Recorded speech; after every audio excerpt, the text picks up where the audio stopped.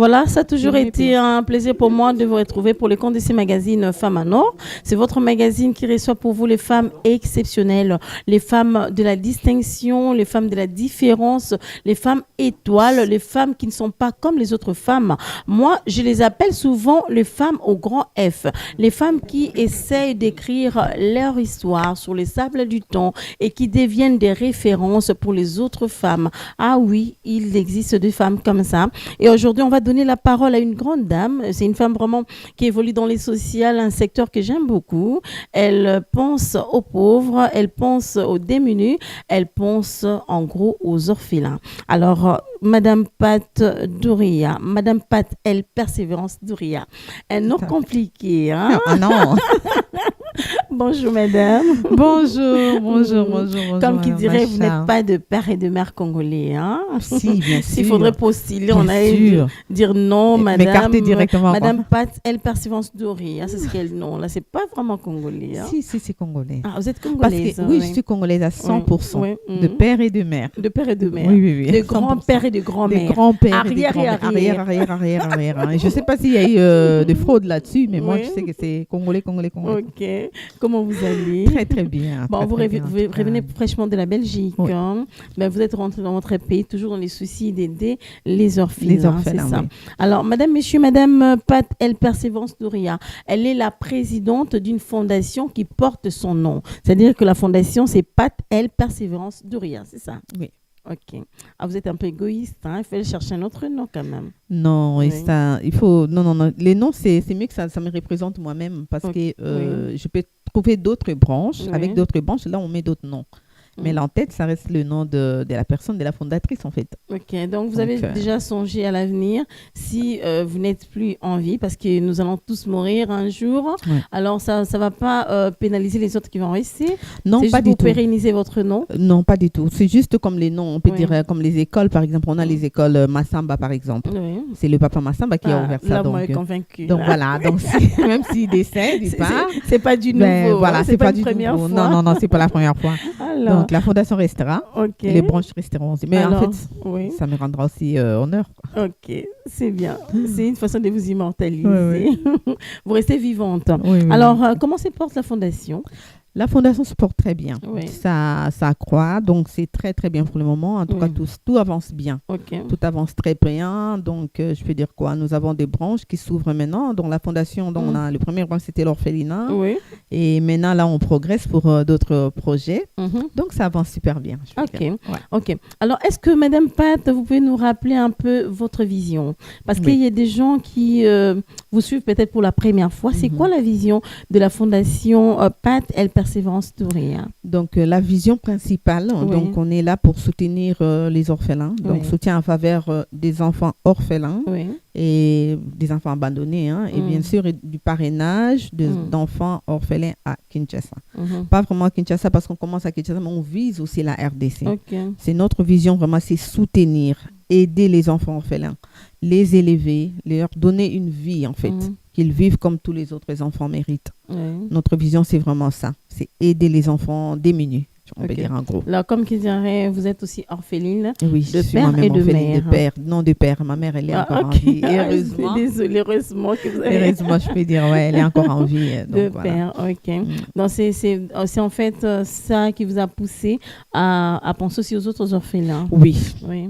Ça m'a poussée, mais bien évidemment, avant même, j'avais déjà cette conviction-là d'aider les enfants orphelins. Je ne sais pas parce que dans ma famille, il y a aussi beaucoup des enfants orphelins. Oui. J'ai des cousines qui ont perdu leur papa, maman bien plus tôt. Mhm. Donc, je vis cela, mais c'est aussi quelque chose que Dieu a mis en moi, en fait. Mhm. Parce que quand on est jeune, on ne peut pas comprendre ce genre de choses, mais quand on les ressent, et on se dit, voilà. Et quand on est prêt, comme lui-même, il fait toutes choses bonnes à son temps. Donc, il me dit, voilà, maintenant c'est les temps, allez, va. Donc, je l'ai fait vraiment avec mon cœur parce que c'est quelque chose qui est en moi, en fait, je peux dire. En fait, votre fondation est un peu organisée par rapport aux autres fondations. Bah, il suffit de circuler parce que vous vivez beaucoup plus en Belgique. Mais j'ai pris yeux pour que le temps que vous êtes à Kinshasa, que vous puissiez circuler dans les rues de la capitale pour voir comment des ONG, des structures qui s'occupent des orphelins demandent, pour ne pas dire quémandent, de l'argent dans les rues de la capitale. Comme qui dirait, maman Sunga orphelin, papa Sunga orphelin. Ils ont toujours un seul témoignage. On n'a pas ceci, il n'y a pas de sémoules pour ces enfants, il n'y a pas de sac de riz, aidez-nous avec une boîte de lait. Alors, ma question c'est, quel est votre secret? Quel conseil pourriez-vous donner à toutes ces personnes-là qui se comportent ainsi? Mais en fait, moi, je dis toujours, pour ouvrir un orphelinat, Oui. toi-même, tu dois avoir des revenus. Ok, très bien. C'est vraiment le principal. Tu ne dois pas faire ouvrir un orphelinat en pensant que les autres vont t'aider. Non, tu dois d'abord avoir toi-même le revenu, même le minimum. Hein, parce que ces enfants-là, ça ne demande pas beaucoup en fait. Okay. Ben, on a peur quand ils tombent malades, bien sûr, là, c'est autre chose. Mais c'est là, s'ils tombent malades, ça ne demande pas beaucoup. Donc, toi-même, tu dois avoir des revenus d'abord. Parce que c'est vrai que moi, j'ai rencontré pas mal de gens, hein, même en Belgique. Oui, je vais ouvrir un orphelinat moi aussi. Je vais ouvrir ça. Moi, je conseille toujours aux gens, ben, si tu veux ouvrir, mais vas-y quoi. Allez-y, va faire ça. Et puis là, tu sauras c'est quoi. Parce que c'est comme à la maison. Ce sont des enfants. Ils doivent manger. Ils doivent étudier. Ils doivent se vêtir. Donc, toutes ces choses-là, c'est des charges. Donc, ça demande de l'argent, le financement. Donc, toi-même, déjà qui ouvre, tu dois avoir de l'argent. Maintenant, si je vois les gens à la rue, oui, Pessa orphelin, Kabila orphelin, donne ça, machin. Moi, je ne comprends pas, en fait. Je vais dire honnêtement, je ne comprends pas. Parce que tu ne peux pas dire que voilà, je prends les enfants pour aller à la rue et demander de l'argent pour les nourrir. Là, ça ne va pas. Ou tu les laisses carrément, tu fais ta vie. Parce que je ne comprends pas qu'une personne s'élève le matin, prend les enfants orphelins et déambule avec partout à la maison ou à la rue, voilà, donne aux orphelins, nourrir. Non, je pense que c'est eux-mêmes en fait qui cherchent à manger, mais pas ces enfants-là. Là, j'ai doute fort. Hein? Moi, je doute fort. Okay. Je doute fort parce que quelqu'un qui veut ouvrir un orphelinat, tu dois quand même avoir un petit revenu. Il y a un loyer à payer. Si vous n'avez pas la parcelle, il faut payer les loyers. Les enfants doivent manger, ils doivent aller à l'école. Mais comment tu peux mettre toutes ces choses-là dans les têtes des autres? Parce que c'est toi qui s'est élevé pour dire que voilà, je vais prendre 2 ou 3 enfants pour les nourrir, pour les élever, pour les aider en fait. Donc moi, mon secret, c'est ça. Le revenu que j'ai, ben, je partage avec ces enfants-là. Je partage, donc je compte vraiment sur personne, d'abord sur moi. Maintenant, si les gens veulent aider, bien sûr, ils doivent aider, ils peuvent faire tout ce qu'ils veulent parce que ce sont des enfants, c'est l'orphelinat. Et là, derrière, il y a toujours quelque chose aussi de sacré aussi. Donc, les gens aiment investir là-dedans. Voilà, je fais ça parce qu'il y a une promesse de Dieu là-dessus. Donc, si on aide, voilà, moi aussi, Dieu va me bénir. Donc là, c'est bon. Mais vraiment, pour l'ensemble de l'orphelinat, les charges, c'est vraiment... Je compte d'abord sur moi-même. Donc, il faut avoir l'autosuffisance. Il faut avoir, oui. Assez de moyens. Assez de moyens pour financer ces choses-là. Okay. Oui. Alors, vous avez déjà combien d'enfants dans votre fondation? Pour le moment, on a 8. 8 enfants. Vous avez aussi un témoignage pertinent par rapport à la petite. Oui. Hein, oui. Okay. J'ai eu une fillette, là on m'a appelé, j'étais encore en Belgique. On me téléphone, on me dit que non, voilà, ici à la commune de Kimbanse, que nous avons une fillette ici. Donc elle est orpheline. Bon, pour eux, c'était une orpheline. Hein. Donc elle est orpheline, on l'a ramassée à la rue. Et puis voilà. Oui. Elle était perdue. Elle était perdue. Avec des uniformes. Elle était perdue. Et qu'est-ce qu'on peut faire? Elle était dans un autre orphelinat, mais là-bas, elle a été maltraitée. Ah bon? Oui, parce qu'elle avait des problèmes de tête. Hein. Elle était un peu retardée mentale comme ça. Donc traumatisée, traumatisée. Alors on l'a tabassée, elle était vraiment maltraitée. Toute maigrichonne comme ça. On l'a accusée de sorcière. On l'a accusée de tout sorcière, machin, tout. Et ils l'ont renvoyée directement. Ils l'ont retournée à la commune, soit disant que nous, on ne peut pas les garder parce qu'elle est sorcière et elle n'est pas bien. Et, tout comme ça. Et on m'a appelé. C'était juste au moment où il y avait tous ces problèmes de kidnapping qui prenaient les dessus au pays et tout. Et quand on m'a appelé, j'ai dit, envoie-moi la vidéo de la petite. Donc, ils ont filmé la petite et m'ont envoyé. Dès que j'ai vu la vidéo, mon cœur avait battu directement. J'ai dit, prenez l'enfant. J'ai dit à ma collaboratrice qui était là, prends l'enfant, ramène l'enfant à l'orphelinat. Après, elle me dit, OK. Ils ont pris les papiers, même les agents de la commune. Hein, ils n'ont même pas eu le temps ou la peine d'envoyer quelqu'un avec ma collaboratrice, la secrétaire. Non. Ils l'ont juste donné, tiens, allez-y. Quoi. Tellement qu'elle était sorcière, qu'ils étaient sorcières. Voilà, je pense que tout le monde avait peur. Bon débarras. Et allez-y. Et la fille, elle était là, elle est rentrée à l'orphelinat. Moi, quand les enfants rentrent toujours à l'orphelinat, c'est la prière directement, parce que je suis chrétienne. Donc, je priais avec l'enfant de loin. Et la nuit, je priais aussi. Mais quand je regardais l'enfant, je me suis dit, non, cette fille n'est pas orpheline. J'ai dit, elle n'est pas du tout orpheline. Avec les uniformes. Elle avait les uniformes, et ça faisait 3 mois. Là, c'était son témoignage. Donc, comme on l'avait retrouvée avec des uniformes et tout. Et je me suis dit, moi, j'ai dit, non, cet enfant n'est pas orpheline. Mais à 8 ans, elle ne parlait pas. En fait, elle ne savait pas trop bien parler. Ok. Tout était bloqué, en fait. Ok. Je pense que c'était la peur aussi. Oui. Tout était bloqué en Oui. elle. Elle n'arrivait pas à parler. Elle n'arrivait à rien. Mhm. Et on a pris l'enfant la nuit là. Et qu'est-ce que je fais? J'ai pris mes pages, comme je suis quand même pas mal suivie sur YouTube aussi et Facebook et tout. Oui. J'ai pris l'enfant, je fais des photos, je lançais des avis de recherche partout. Je dis que voilà, je cherche les parents de cette fille parce que pour moi, elle n'était pas orpheline. Mhm. Donc, je devais voir le parent. Je dis, je cherche le parent de cette fille. Donc, si vous êtes là quelque part, réagissez quoi.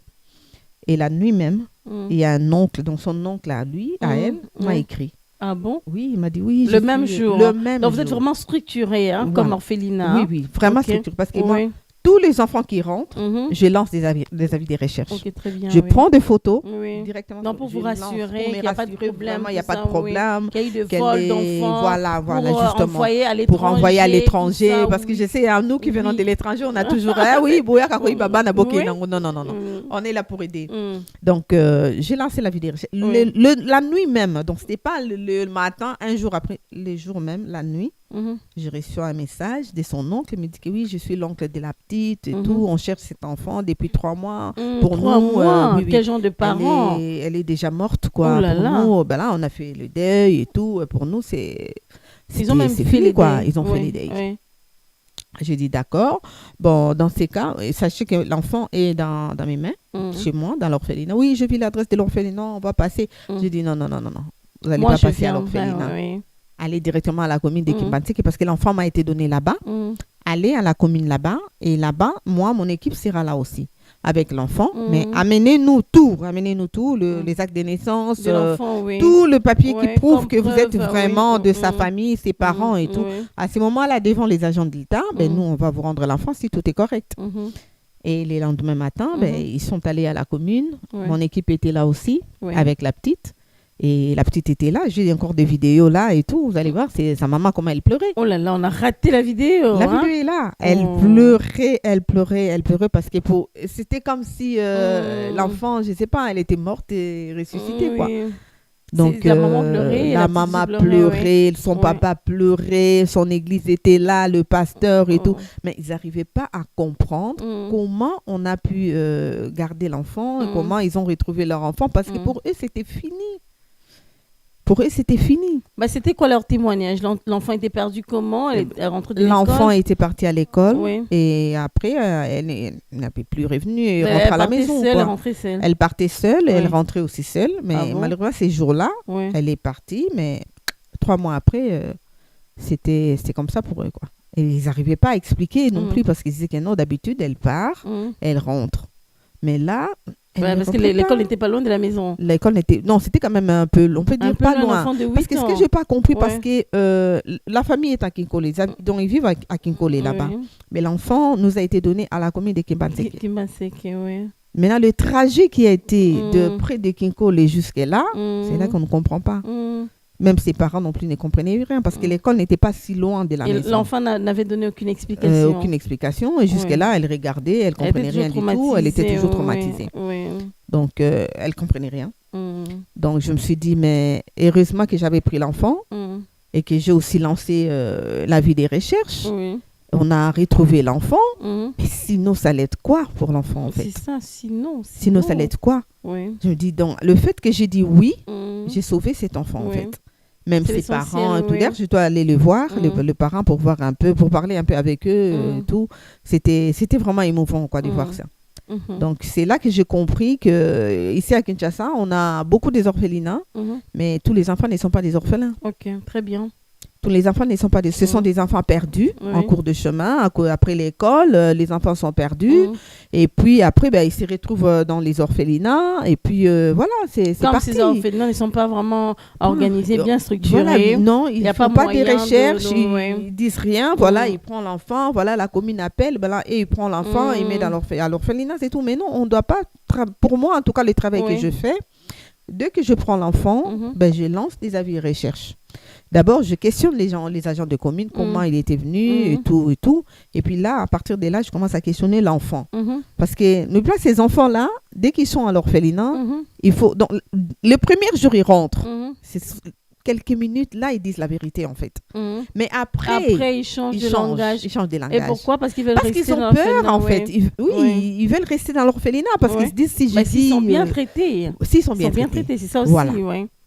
Ils veulent pas, ils disent que, ils te disent n'importe quoi, hein, ils te ramènent de gauche à droite. Il faut avoir les discernements pour comprendre que non, c'est la vérité. C'est la vérité, parce que là, non, ils disent rien. Ils disent rien du tout, et t'es là, tu dis, mais qu'est-ce que je vais faire, quoi. Donc, c'est bon, c'est fini, tu dis, bon, reste là, quoi. Mais je continue quand même les avis, des recherches, je lance quand même des photos. Toujours. Mais vous allez finir par rester avec aucun enfant dans l'orphelinat. Mais ils vont toujours rentrer. C'est comme une rotation, en fait. Mais il y a quand même des parents qui vivent avec toujours, des enfants. Donc, pour dire que non, essayer de garder cet enfant parce qu'il est tellement sorcier que... Oui, j'ai eu quand même une dame courageuse. Elle voulait laisser son enfant. Je dis carrément non. Non, parce qu'elle n'arrive pas. J'ai dit, moi, je ne suis pas l'État. Hein. Moi, je suis une personne privée. Mais pourquoi vous avez refusé? Mais je refusais parce qu'elle était là. Elle était en vie. Donc, peut-être qu'elle n'avait pas les moyens. Mais ce n'est pas mon problème. Si je dois, ici à Kinshasa, si je dois prendre tous les enfants que les parents n'ont pas les moyens, je ne m'en sortirai pas. Vous allez prendre tout Kinshasa. Mais oui, je ne m'en sortirai pas. Donc, et les parents j'ai dit... après 10 ans. Après 10 ans, voilà l'enfant. Toi, tu as fait ton travail, tu fais le travail. Après, il vient, voilà, non, prends l'enfant. Non. C'est mon enfant. C'est mon enfant. Non. Moi, j'ai dit, non, c'était l'arnaque. Vous n'allez pas m'arnaquer. J'ai dit à la dame, non et non. Ici, ce n'est pas un refuge. C'est l'orphelinat. Donc, toi, tu es là, mais continue, quoi. Oh, mais moi, je n'arrive pas à aller chercher son père, dis donc. Alors, cet encadrement que vous faites pour les enfants, c'est pour quelle finalité? Au finish, pour les amener où?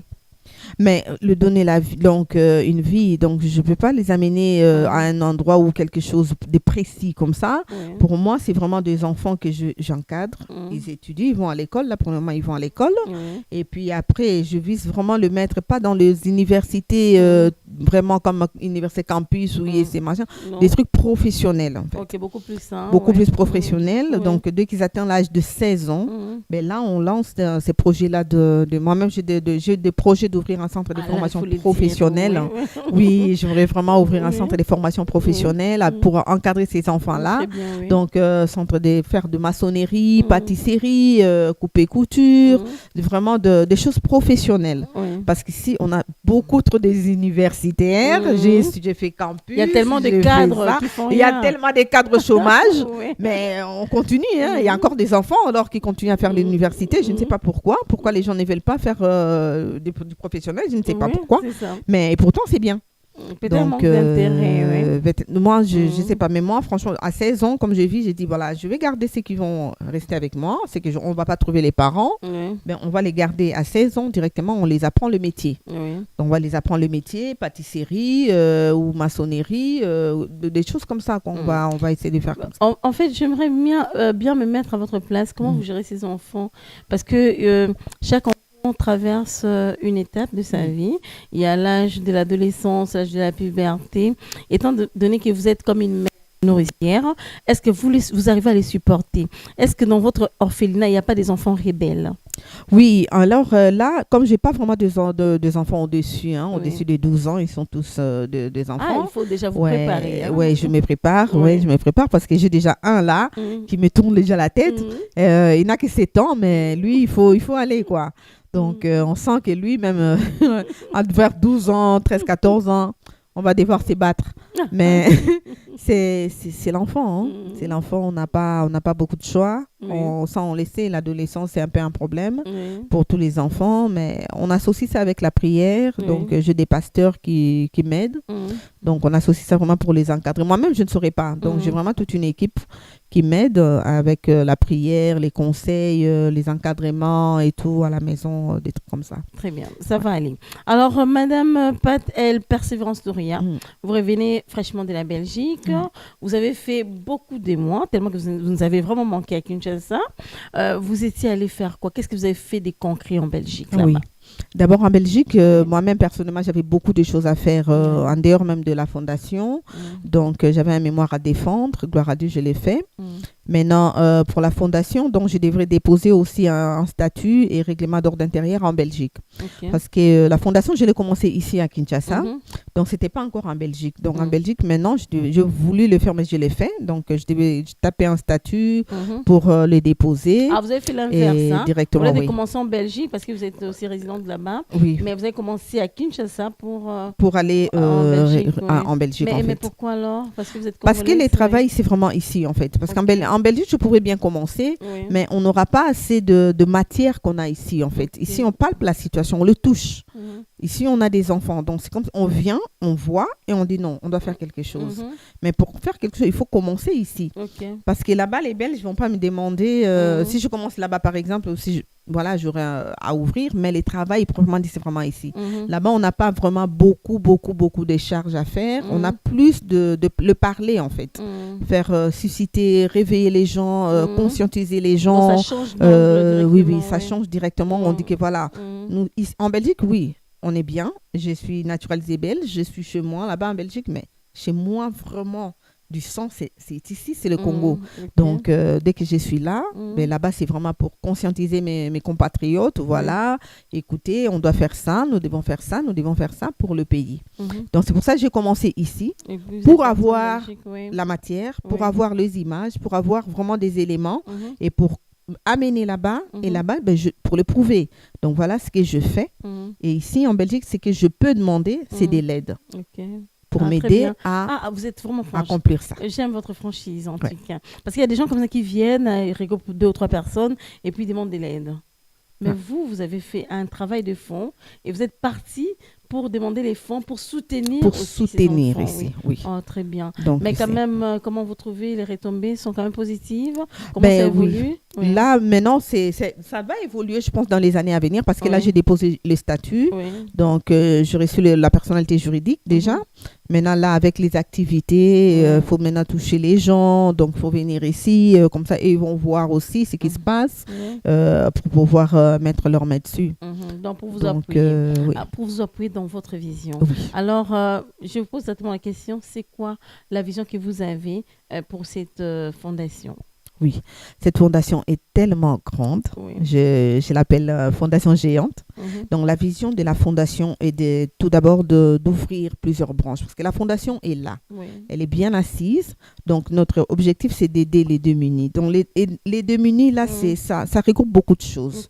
Donc, on aura l'orphelinat. On aura un centre de formation.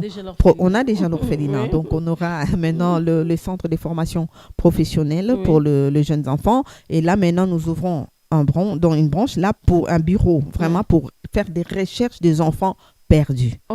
Donc, génial. Hein? Oui, nous ouvrons ça. Donc, on va commencer ça là bientôt. Donc, il sera vraiment un bureau uniquement pour les recherches des enfants perdus.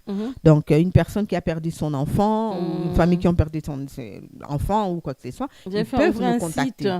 Oui, ils peuvent nous contacter. Non, nous, on va commencer directement les recherches parce que j'ai quand même une base sur les réseaux sociaux qui a vraiment, j'ai déjà presque, je peux regrouper plus de 5, si je vois YouTube et tous mes Facebook, plus de 50 000 déjà.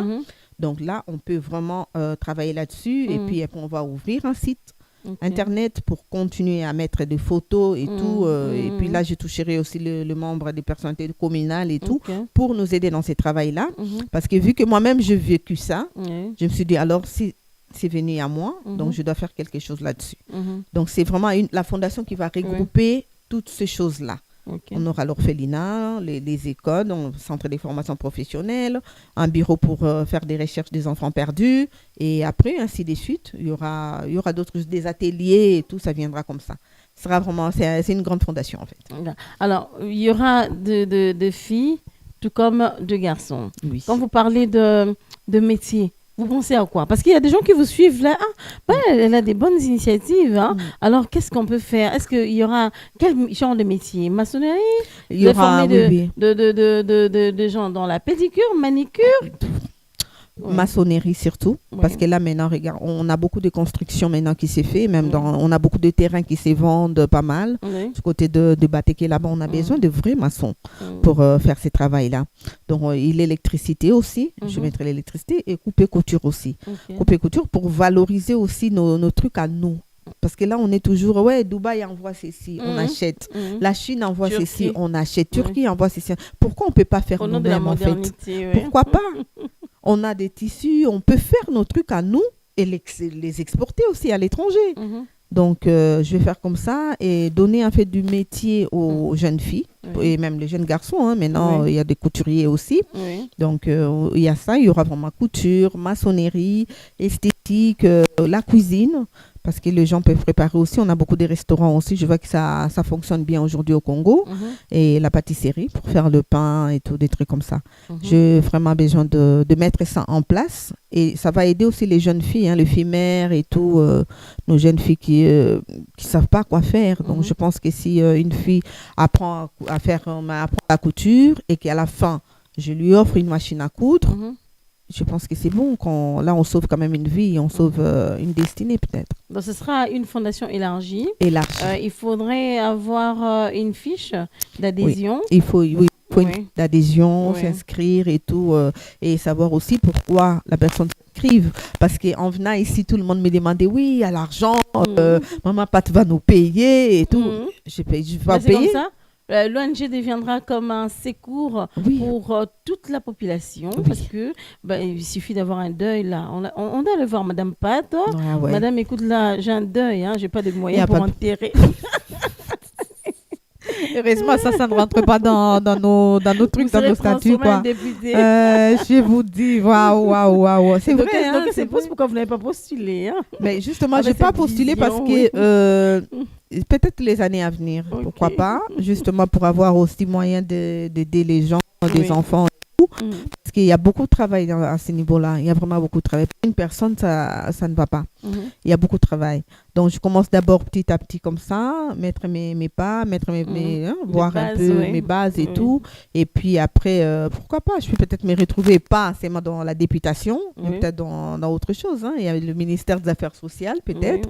Je peux me retrouver là dans du social, ouvrir quelque chose. Comme là, on commence maintenant ces bureaux de recherche d'enfants.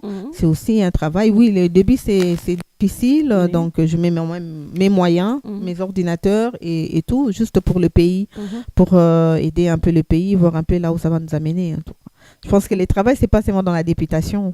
Si nous tous en cours là, je ne sais pas qui d'autre fera autre chose après. C'est ça. Ouais. Si tout le monde est dirigeant, qui va être dirigé? Si tout le monde est dirigeant, qui va diriger? Personne, non. C'est ça. Alors, est-ce que vous êtes en collaboration avec le ministère, par exemple, des Affaires sociales? Est-ce que ça vous est déjà arrivé de donner des propositions au gouvernement central? Parce que vous avez une grande vision, non seulement grande, mais une bonne vision. Oui. Pas encore eu à donner tous ces projets-là. Je n'ai pas encore eu à donner tous ces projets parce que le projet, il faut trouver des bonnes personnes. Il faut que j'ai quand même pas mal de rendez-vous. Je cherche encore pas mal de rendez-vous aussi pour voir un peu discuter de tous ces projets-là et comment le mettre en place. Mais en attendant, je commence. Et voilà, là où ça va me trouver avec ces rendez-vous-là, avec des acceptations ou des validations, on verra pour aller encore beaucoup plus loin. Quoi. Okay. Alors, vous êtes revenu à Kinshasa. Avec quel projet cette fois-ci? Quelle nouveauté? Nouveauté, c'est ça en fait, je dirais. Parce que nouveauté, c'est les centres de recherche des enfants. Déjà ça. On va vraiment... Ça, c'est vraiment une nouveauté. Hein? Ça, c'est vraiment... Du jamais vu. Du jamais vu, mais non, on va chercher. Comme j'ai réussi déjà avec 2 enfants à trouver les parents, pendant que la commune a cherché pendant 3 mois, n'a pas trouvé. Moi, j'ai trouvé dans vraiment une nuit, quoi. Une nuit, j'ai trouvé, je dis, mais pourquoi pas continuer? Pourquoi pas continuer? Ce que je demande, c'est de l'aide. Parce que quand on commence comme ça, on se dit, oui, voilà, peut-être qu'elle a de moyens. Non, je n'ai pas de moyens. J'ai fait avec de petits moyens que j'ai, de faibles moyens que j'ai. Je me dis que ce genre de choses, ça demande pas vraiment beaucoup de moyens, mais plutôt la volonté, en fait. Quand on aime notre pays, on doit bosser, mais avec aussi beaucoup de volonté aussi. Voilà, parce que rien qu'avec un téléphone, un site internet, tu peux faire un travail. On n'a pas besoin d'avoir pas des choses. Non. On peut faire un travail. Donc, je dis que quand on voit un enfant, après 3 mois, que les parents ont pleuré. Ils étaient perdus. Perdus. Pour eux, c'était tout. Ils ont enterré. Enterré même. Ils ont continué leur vie. On me dit que la maman elle était comme ça. Mais quand je l'ai vue, elle était mince. Donc, tu dis que tu as délivré quand même une famille d'une souffrance. Qui savaient pas comment s'en sortir. Vous revenez avec cet enfant à l'émission. Vraiment, je vais venir avec. Elle sera un témoignage vivant. Oui, je vais venir avec. Franchement, ça m'a touchée. Et quand je voyais ses parents pleurer, Je dis, mais attends, quoi, je fais quelque chose de grand. Mais si je fais ça, quelqu'un d'autre peut faire aussi. Et là, ça ne m'a pas demandé des millions, hein. Ça ne m'a pas demandé des 100 000 ou quelque chose. Non, ça C'est m'a juste l'intelligence qui demandé entre en jeu. l'intelligence Vous avez réfléchi. et le Oui. temps. Et c'est tout, je fais ça. Donc, pourquoi pas continuer à faire ces démarches-là. Et surtout que les agents de communes, des affaires sociales, vraiment, eux, je demande Oui. de l'aide qui puisse m'aider à faire ça, à faire Là, ce vous lancez déjà travail. votre message. Ah oui, oui, je Oui. lance vraiment les messages à tous les agents, des chefs des affaires sociaux, communaux, partout. Franchement, de m'aider. De m'aider parce que nous, on prend les enfants chez eux. Oui. Quand ils nous appellent, voilà, nous avons un enfant ici. Maintenant, nous, moi particulièrement, en retour, je demande de l'aide. Qu'on puisse m'aider vraiment à conclure ce travail-là. Et donc, je pense que ce sera bien pour tout le pays. Alors, vous allez donner votre adresse, Madame Pat El Persévérance Douria. Oui. Oui. Donc, l'adresse, beaucoup plus, c'est la fondation. Hein. Oui, l'adresse de la fondation. Oui. Notre siège, c'est sur l'avenue Okapi. Oui. Donc, Okapi, numéro 580. Oui. Donc, B3J. Oui. Donc, c'est le quartier Léopard, à Cité Salongo Nord, commune de Lemba. Lemba, ok. Donc, nous sommes là, nous sommes toujours ouverts. Donc, si vous venez, référence, c'est vraiment l'arrêt, après l'arrêt Abeti. Hein, le transport, c'est des transports qui vont vers Rond-Point Gaba. Donc, l'arrêt station Libaya. Et vous montez directement, vous êtes à Cité Salongo Nord, quartier Léopard est là. Donc, l'avenue, c'est l'avenue Okapi, numéro 580 B3J. Un numéro de contact. Numéro de contact, oui. Nous avons le plus, moi je dis tout, 243, hein, parce que je n'arrive pas à lever les zéros. Donc, si je dis 0, je me perds. Donc, c'est plus 243 819 897 048. Répète. Donc, plus 243 819 897 048. Ok, alors Madame Pat El Persévérance Douria, vous allez maintenant lancer un message vraiment pertinent, un message qui va toucher les familles. Votre témoignage était vraiment touchant de voir une petite fille qui a été perdue. Moi, je parle de la négligence des parents. On voit aujourd'hui, il y a des parents qui laissent les enfants partir à l'école. Un enfant de 6 ans qui part seul à l'école et qui rentre aussi seul sur une moto, c'est vraiment une négligence. Alors, vous allez lancer un message en tant que présidente d'une fondation qui s'occupe des enfants orphelins. Oui, franchement, le message, je dirais qu'aux parents d'être plus prudents. Les parents doivent être vraiment plus prudents parce que le pays est tellement grand. On est nombreux ici à Kinshasa. Donc, quand vous envoyez les enfants à l'école, essayez vraiment de voir si un enfant est trop petit, accompagnez l'enfant. Et aller chercher l'enfant pour le ramener à la maison. Parce qu'il y a beaucoup d'enfants aujourd'hui, moi je m'adresse plus souvent aux parents qui ont perdu des enfants. Je peux dire que sur 100 enfants perdus ici à Kinshasa, je pense que 80% de ces enfants-là sont en vie. Ils se retrouvent juste dans les orphelinats quelque part, mais vous ne savez pas. Pourquoi? Parce qu'on n'a pas ce bureau de recherche. On ne sait pas faire des recherches. Donc pour ça, pour ne pas que cela arrive, protégez les enfants. Protégez les enfants et continuez à faire des recherches sur vos enfants perdus. Ne vous fatiguez pas. Il y a vos enfants. Les enfants sont là, quelque part dans les orphelinats. Et ces enfants-là pleurent. Ils pleurent aussi de voir leurs parents. Donc, le parent, faites bien attention à vos enfants. Accompagnez vos enfants. Et voilà, ne laissez pas le vide, hein, parce que l'enfant peut mourir aussi, hein, comme ça. Donc, je demande vraiment la prudence maximale aux parents, en fait. Okay. Merci beaucoup, Madame Pat El Persévérance Douria, d'avoir répondu à toutes nos questions. Merci beaucoup. Vous avez un grand cœur, que les seigneurs vous accompagnent, en tout cas dans votre travail que vous faites. Merci beaucoup. Okay. Merci Alors, beaucoup. Vous allez revenir, promis, avec la petite pour témoigner. Oui. Elle s'appelle Christelle. Je vais venir avec elle. D'accord. Oui. Coucou Christelle, de là où tu nous suis. Alors, Madame, Messieurs, je recevais pour vous Madame Pat El Persévérance Douria. Elle est la présidente de la fondation qui porte son nom. En gros, elle s'occupe des orphelins, pour ne pas dire des enfants démunis, abandonnés, des enfants volés, perdus dans la nature. Hein. Merci beaucoup, Madame Pat, d'avoir répondu à notre invitation. Merci à vous pour l'invitation. Merci vraiment beaucoup. Okay. C'était la femme en or d'aujourd'hui. Je dis merci à l'équipe qui m'a accompagnée ce soir. Merci à toi, Percé. Merci à Déo. C'est Déo Bosco qui est là. C'est Déo. Merci à toi, Déo. Je dis merci à Papa Freddy le doyen. Merci à Sacré. Merci aussi à Lazik Makoukoula. Alors, on va se retrouver prochainement pour un autre numéro. À très bientôt. Bye bye.